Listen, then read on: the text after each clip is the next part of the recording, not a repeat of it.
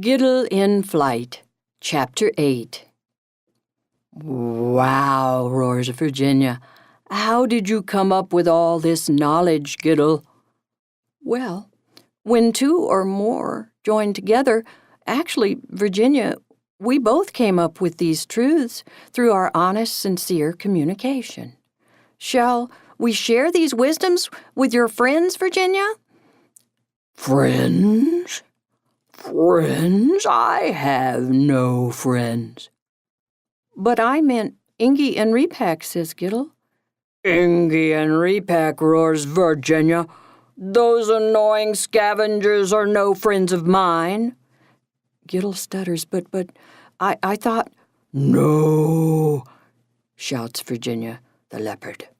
But they were the ones who led me to your cave and said, well, Repak said when you emerged from this cave, they would, wait upon your knowledge surely gained." "It will be a cold day in the Kalahari when I share anything with those two cowards." "Well," says Giddel, "they implied they had learned a great deal from you already." "Ha!" says Virginia. "They stood shaking at the entrance to this cave. I roared once and off they ran in leaping, jumping, laughing madness. You, Giddel, are a friend. You honestly want to know who I really am." "Ingy, that giggling savage, leader of her clan, steals my prey at every chance. There's no thought of whether I have had my fill yet. No thought of whether there's plenty to go around. No thought that if they knew me, I might even share with them." "And Repak is not far behind Ingy," says Virginia. Says Giddel. "Selfishness is a big lesson for me. I suppose it comes in many forms. Ingy and Repak would have to really learn patience to wait with hungry bellies and take the time to get to know you, Virginia. I, Giddel, have had to be patient with myself in breaking the habit of hoarding trinkets and not sharing of myself." "And I, Virginia, was becoming resolved to sleeping away my annoyance with others, dentists included." "My quest for peace is now renewed and soon restored," says Virginia. "I am so happy to meet you, Virginia." "And I to know you, Giddel." "And overjoyed at what we have discovered," says Virginia. "It is solid gold," says Giddel. And this is the first awareness for Giddel, what true gold is, and that what shines is best loved and respected rather than hidden, hoarded, and held. "So," says Giddel, "shall we share these valuable lessons?" "One more awareness," says Virginia. "I must love myself. I'm hearing you must love yourself as you are right now. You must love and accept yourself as you are right now." "Oh, these words are so calming, Giddel. Thank you for teaching me meditation and such loving guidance." "Do you suppose I am beginning to hear the guidance?" says Virginia. "I would say so," says Giddel, "and the 777 lessons of transformation toward peace are as unique as each of us. This must be one of your lessons. All creatures could benefit from loving and accepting themselves as they are right in each moment." "Mwah," sighs Virginia. Yes, what a relief to know how to not fall through the cracks in the path which lead to uncertainty and doubt. Mwah. Love and accept yourself as you are right now. Ah, lovely. Now we can go," says Virginia. And then at the mouth of the cave is heard, "I am the richest, greatest dentist of them all, brave at the mouth of the cave of the sleeping leopard. Ah, I am so courageous." Ingy hears and sees Jonas first. "Oh no," says Ingy. "It's Jonas the fearless dentist, as he calls himself." Oh dear, says Rebecca. Ha ha ha ha, ha ha ha, ha. He trips over his own floss. But how did he find out about the cave? Who knows, says Rebecca, but this is not a good place for him at all, as I think I can hear Giddel and Virginia emerging. Virginia roars as she comes out into the daylight and announces, I love myself as I am right now. I accept myself as I am right now. One of Virginia's feet has landed on Jonas, and he falls backward onto the ground. Virginia looks down to see what is underfoot, and there lies Jonas, looking up at her huge mouth of teeth. He is in awe and says, Oh, what a beautiful set of teeth you have. You have teeth to die for. Virginia, beginning to get annoyed, roars, And you just may get your wish, you little wishy-washy. I could spit you farther than you could run right now. Jonas says quickly, Oh, please don't. May I just gaze at your perfect teeth for a while longer? I have looked far and wide just to find perfection. All I've seen for 25 years is irregularities, occlusions, and alignment problems. Chapter 9. Jonas continues, I've come up from Cape Town, and... Cape Town, says Virginia, lifting her foot off of Jonas. My brother lives near there. Virginia, stepping back, says, You can understand what I'm saying? Well, certainly, says Jonas. A little thing I've been able to do since childhood. My parents knew I talked to my dog, but I didn't tell them I could hear him talk back. It's been a lifetime dream to talk with a leopard, the greatest carnivore of them all. Ah, well, thank you for the compliment, says Virginia. Giddel observes as Virginia's annoyance melts away due to honest communication. Repack has retreated into the distance. He is concerned and is singing to himself, Take care of the baby today. Take care of the baby today. Take care of the baby today. No troubles tomorrow. as he cannot hear what is actually a conversation between Virginia and Jonas. Ingy is also back some distance from this odd scene and laughing while rolling on the ground. Giddel speaks up and says, "How lovely it is to see you two exchanging gratitudes."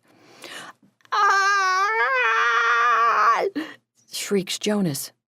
A rat, please don't bite me. Please leave me alone. "Oh, I will not bite," says Giddel. "I'm a friend of Virginia's. My name is Giddel." Jonas here. I've not had a pleasant experience of rats, sorry. "Well," says Giddel, "I am here to learn and grow through meeting those amongst you who are also interested in the 777 lessons of transformation."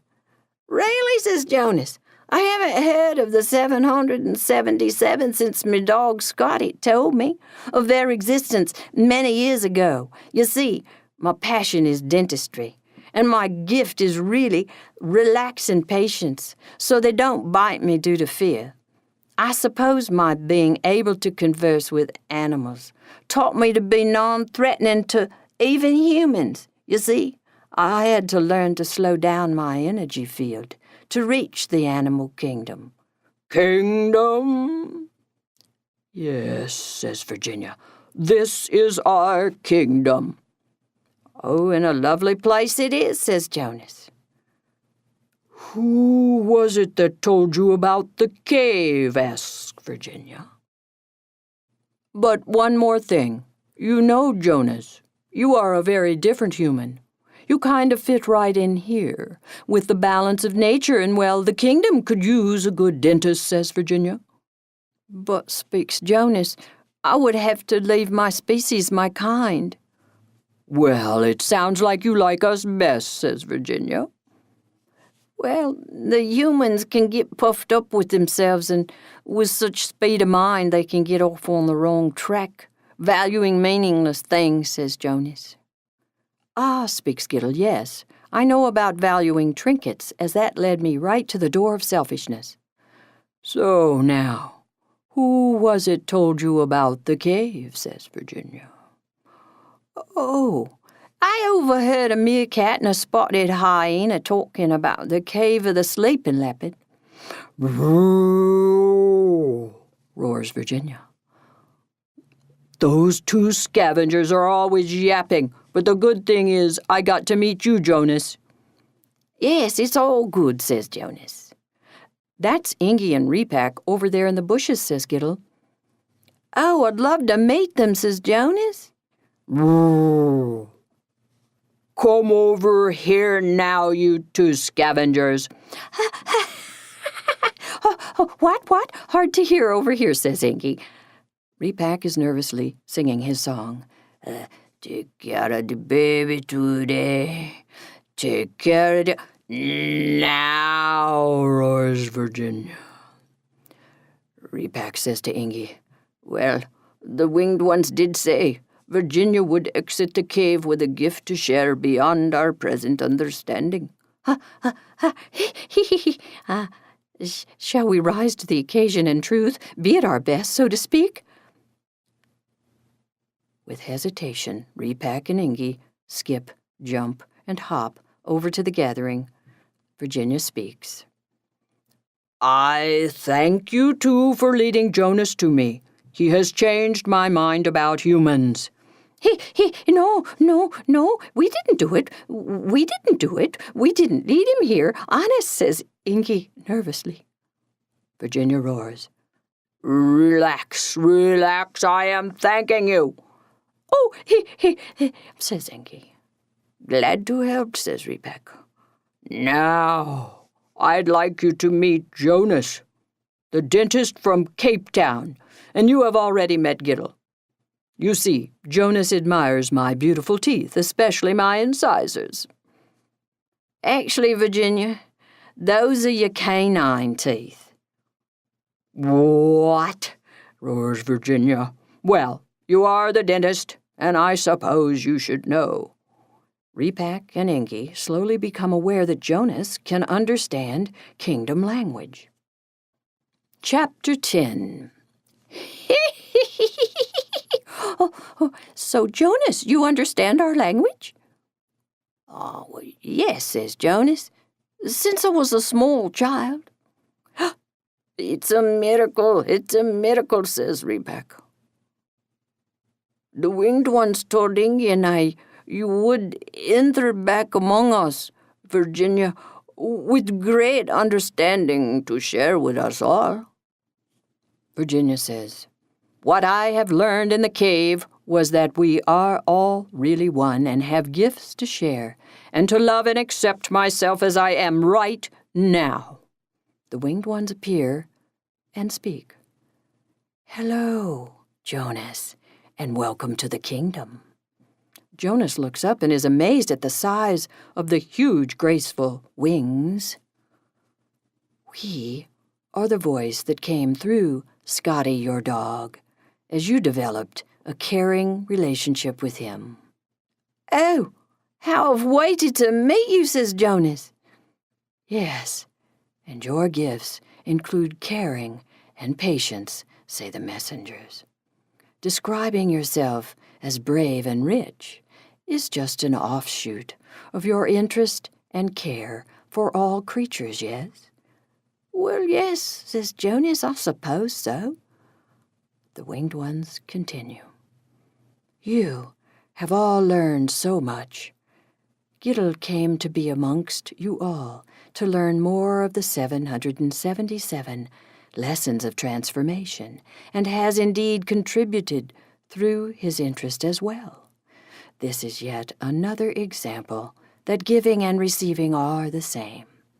Your misbelief and thereby fear that you can only take or only give causes great guilt and false imbalance. Much joy comes from knowing once and for all that giving and receiving are one expression. You become much freer in contribution due to this truth. Happiness is not only expressed through laughter. Inner joy is freedom from all fears. Oneness with all, and the truth you are all one, is a deep truth, which is learned when you realize that all you judge in others originates from your own self. You project your fearful thoughts, which show up on a being, place, or thing. You huddle together in groups of like mind and become limited to the group beliefs, as Giddel learned when he shared family history truth with his group.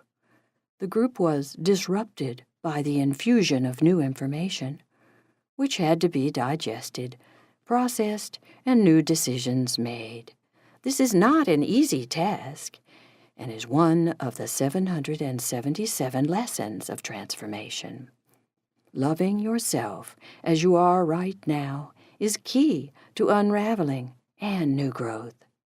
Each of you processes differently, and respect for differences is key as well, as you are all revealing to yourselves and others who you already are anyway, which is a truth of truths, so trust, dear ones. And as you trust the process of realization of oneness, one bright day you will gaze into the golden book of all possibilities and see that you have tried everything you can think up. You tried it all. You have turned over every stone, unearthed all, looked from all perspectives, created many false images, and you come down to one awareness. Laughter and freedom from fear. Repak says, To give no matter what is happening. Giddel says, to forgive and to share our true selves. Virginia says, To wake up and love ourselves as we are right now. Jonas says, Caring and patience with all beings. You are all correct, say the winged ones. Love is all there is, and there is really no puzzle or riddle at all. However, there is the one question. I really can't imagine the one question that would be left, says Giddel. All agree.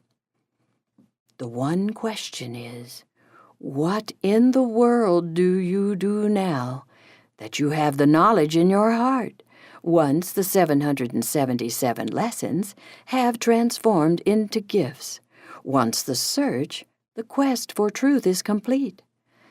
Now that any mystery about peace is gone, for peace is here, now in each moment, say the winged ones. Giddel speaks. Well, I would certainly need to listen directly to the guidance to stay the course. But it's too simple, says Repak. How do we entertain ourselves? We laugh and we play, says Ingy. Virginia is yawning as she is sleepy again. And Jonas says, I shall fix even more teeth. Ah, say the winged ones, not so simple. Did anyone besides Giddel decide to check with the guidance first? To stop, look, and listen before your train of thoughts goes charging on? That is a new habit to form, reminding oneself to stay present for a new awareness of thoughts can be tiring at best, as Virginia is demonstrating, say the winged ones. Chapter 11. The winged ones continue. Each of you must honestly ask yourselves if this path is for you at this time. This is not necessarily for everyone simultaneously, and so it is. Some choose to continue to experience new adventures for the book of possibilities. This quest can be extremely alluring. Some choose to help a friend or family member. which does not delay their own mastery. But for those whose motivation is to delay diligence regarding listening to Source in each moment, through saying they are helping another, or there is more to discover on their quest, will reap no true harvest. However, no need to worry or judge. All will master and live in the great peace. Ingi laughs, relieved that she can take her time with this matter, and pinches Repak. Repak steps on Ingi's foot in response. Virginia says she needs another nap and heads back to the cave of the sleeping leopard. Giddel says, I would like to practice listening now. And Jonas says, I really did ask the guidance and heard yes, continue fixing teeth. And so it is, say the winged ones. Giddel, would you like to stay amongst these beings or ask the guidance regarding your next step, say the messengers. Giddel speaks. I would like to stay amongst these wonderful beings if Virginia would come back and stay awake, and if Repak and Ingi would not fool around, and, well, Jonas will be going back to fixing teeth. Ah, say the winged ones. Yes, another mastery, Giddel. You are learning, even when great lessons are learned, so is there more, in letting go of others who shared knowledge with you for a while. Giddel yells out for Virginia as she saunters back to the cave. I love you, Virginia. Virginia turns and smiles toward Giddel, showing one canine tooth as it sparkles in the sun, and says, Goodbye, Giddel, and let us love each other as we are right now. I will still miss you, says Giddel. Ingi laughs. Fear not, and be free, Giddel. Repak says, Give, no matter what is happening, Giddel. Do not hold back from sharing your true self. And Jonas says, be caring and patient and take care of your teeth.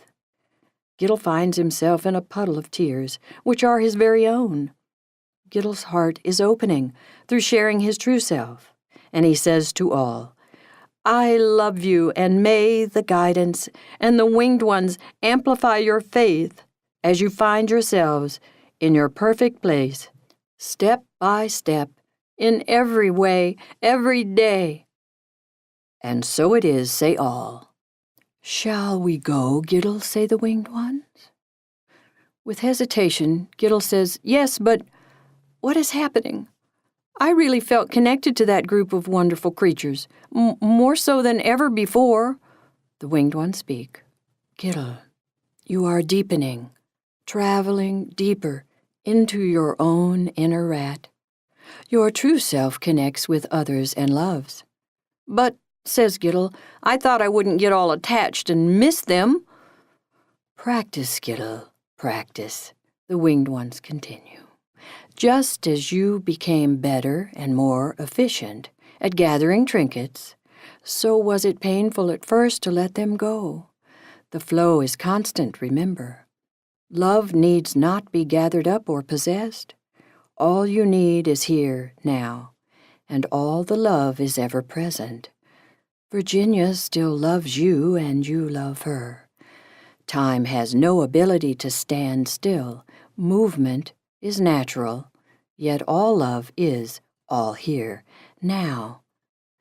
Remember, you will be in the no-time zone more and more often as you become more present with the allness. Surrender to intimacy and the ever-presence. It is the soft path. Breathe, Giddel, breathe. Breathe in love, and exhale love, and know peace now. And, Giddel, ask the guidance, or rather allow the truth of your life to drop into your beingness as worry leaves your energy field. Worry has been your past mantra. You feel it, yes? And you feel worry melting away as you have been on your journey, yes? Yes. And I am hearing the guidance speak to me, says Giddel. Let go of your tired and weary belief system once and for all. You are truly an example of the principle of no worries. Just to be true to the new thought which flows love constantly and consistently. Your transformation affects all rats now and forever. Welcome to the last half of the golden book of all possibilities. This is where your choices are not based upon the past, but based upon truth. Giddel speaks with the guidance and says, Do you mean I can continue on my quest for adventure now, but my path is paved with knowledge of all I have learned, and I experience lovely days and nights, freer than ever before, free from all things of the past? Yes, says the guidance. I am your insurance and assurance that your travels, if you so choose, will be wise, due to the listening to me in the present, where all is lovely and wise. Just remember to ask. I am the great reminder. As all love is within you, I gladly remind you of the great truths as you come to me rather than going to the past to make decisions. Chapter 12. I will rephrase something, Giddel, as you are ready now to hear it, says the guidance. When basing thought on the past, you thought you needed insurance. With the new thought based on the ultimate truths, you are bestowed with assurance. Insurance is protection against a possible eventuality in which you may incur loss. Assurance implies a confidence and a certainty that you apply to your everyday life. So no worries, Giddel, is attached and spoken from past thoughts. New thought would say, for one example, and I quote you, Giddel, I continue my quest for adventure. My path is now paved with knowledge. And I might add, says Giddel, paved with love. Yes, says the guidance, yes. Just practice, Giddel, practice, as you have chosen to practice this. Know and speak the truth to yourself. You are now practicing a new way to journey. A practice to replace fear thoughts with confidence and love, which leads you to be with the ever-presence of goodness and loveliness. I'm feeling a song, says Giddel. I was either too hot or too cold, too weak or too bold, sparring with dualities. I was either too slow or too fast, too gay or too sad, too remote to unmask, so hard to be pleased with me. I was either too soft or too loud, not fit for a crowd. Now I'm open to see, to believe, to know me, to share me, to love me and you. Wonderful, Giddel, a lovely song. The winged ones now appear, and Giddel speaks. Oh, hello! It is good to see you. You have called us. Are you ready to go? Say the messengers. Oh, well, says Giddel, I was realizing I have something on my mind, something I need to do to clear my path for my next adventure. I must go to Italy to let great-great-great-grandfather Vito's side of the family know that forgiveness and light has been shined on the entire clan. I must catch them up on all that has transpired with the reading of the letter and with the scroll in the chimney. I feel this mission is in my heart. I am called to be the messenger amongst them all. This is my guidance, says Giddel. Now, just a reminder, says the guidance. You may call upon me or the winged ones. It is all much the same, as the winged ones are my beloved messengers and are completely lovingly aligned with me, your source, ever-presence and heartfelt reminder of your oneness with the allness. which is simply the Great Peace, and so it is. Then is heard from under a rock. Hola, ciao, dude rat. I have to tell you something now. You are too serious. Too much. You take yourself too seriously. Lighten up, my little rat. You are a heavy little dude. The knowingness is relaxing. Peace is relaxing, you know. No weight to carry. You can't go flying off all heavy. Relax. I am tired just listening to you. Breathe. Sit down. Take a break. No worries. It's all good. It's all so good. If you don't enjoy the journey, nobody's gonna want to listen to you or be happy to see you coming. Do you sing or dance? Something. You're delivering good news, yes? No need to get all heavy to go to Italy. Have fun. Who are you, says Giddel, I am Petey the millipede. as he slides out from under a rock. I want to correct the records first, you know. I have 100 legs, approximately. Of course, but not 1,000 legs. Isn't it something, little rat Giddel, how we all exaggerate what we do not understand? Yes, says Giddel, and well, I do sing and love to make up songs. Petey says, But do you make up happy songs? Says Giddel. Well, important songs, but happy? I don't believe I have sung a happy song. I mean, really happy, says Giddel. You see, Petey, my hobby was worry, and I got really good at that. I can pace and worry, sleep and worry, eat and worry, travel and worry. Okay, says Petey, I get the picture. So you need a new song before your trip, a happy song, and that is why you have called me forth. Now, I will give you an example of a happy song, says Petey. All right, says Giddel. I feel better already. I was getting too heavy. I am Petey. I do sing sweetly. Happy to see you today. Come dance the dance with me. All 100 steps in peace. Moving forward is happy. No stopping this millipede. Cha-cha-cha.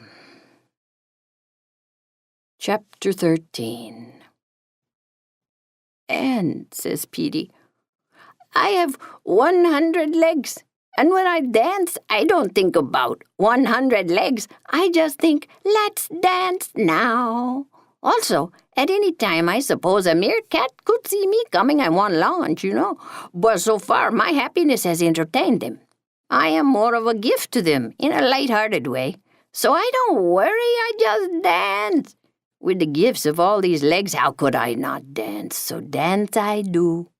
We all just put our best foot forward and live life. So, Giddel, what is your happy song?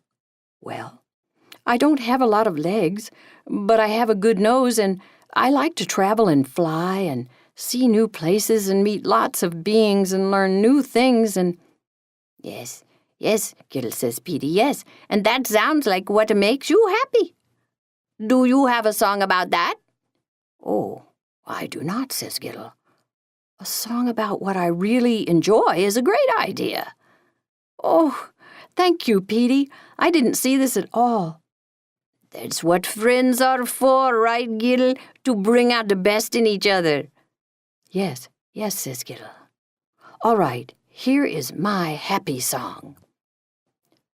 When I am happy, I bring you happiness. Here's what brings happy to me. Travel and flying new faces and places, getting to know you and me. With light and forgivenesses, I share my true self, while learning to live in peace. Yes, nice one, Giddel.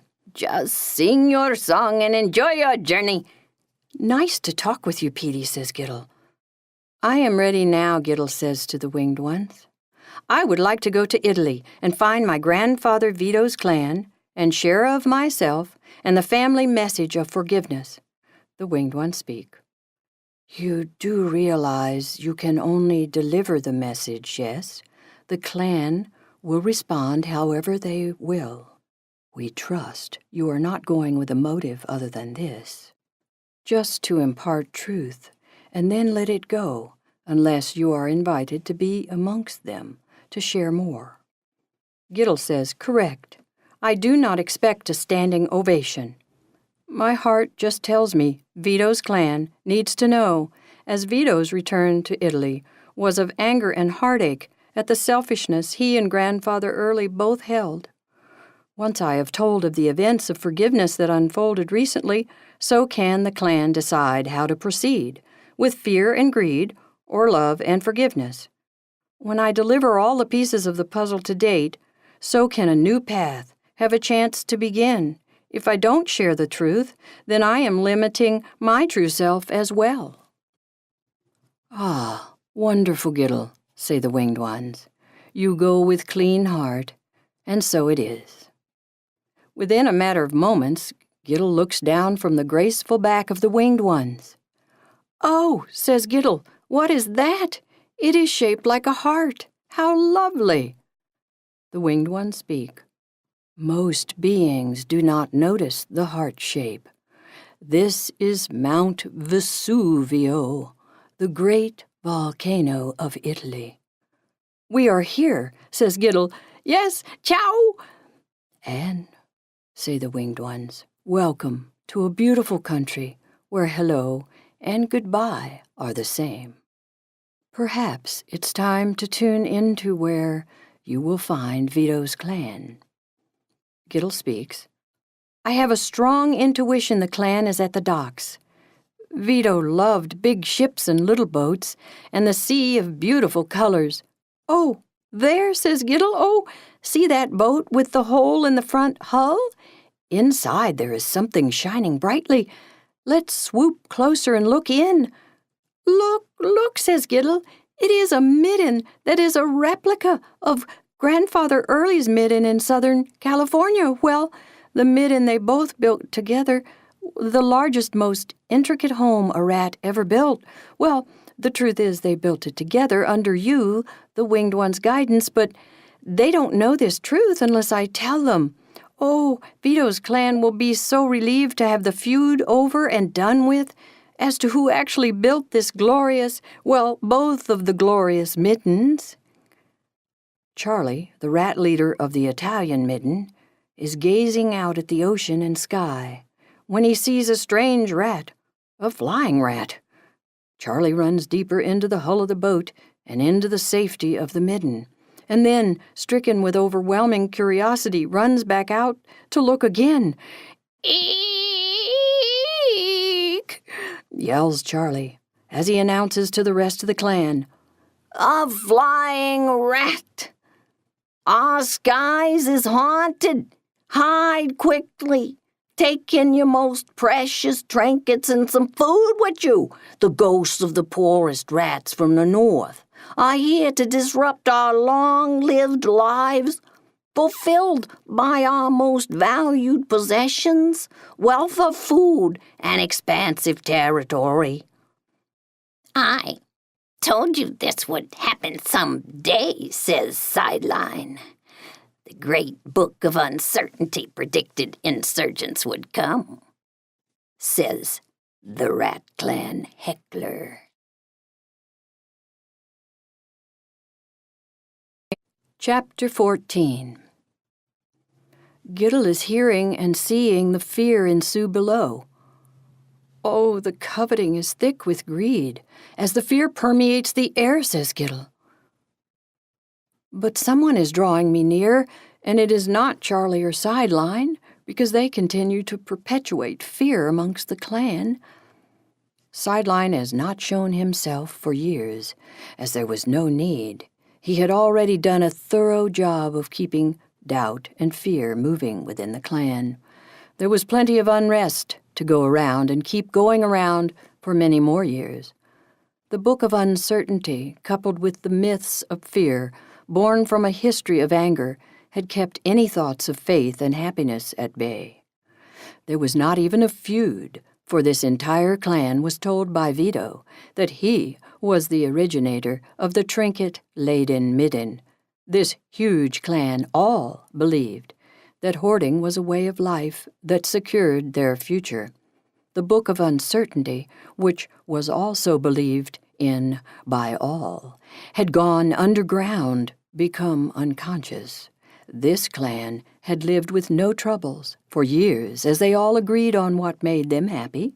They all invested in keeping the midden in shipshape. But on this day, as Giddel appears in the sky, the truth comes seeping, creeping out of denial. The clan realizes they value only the midden and what they possess. The fear begins to show itself.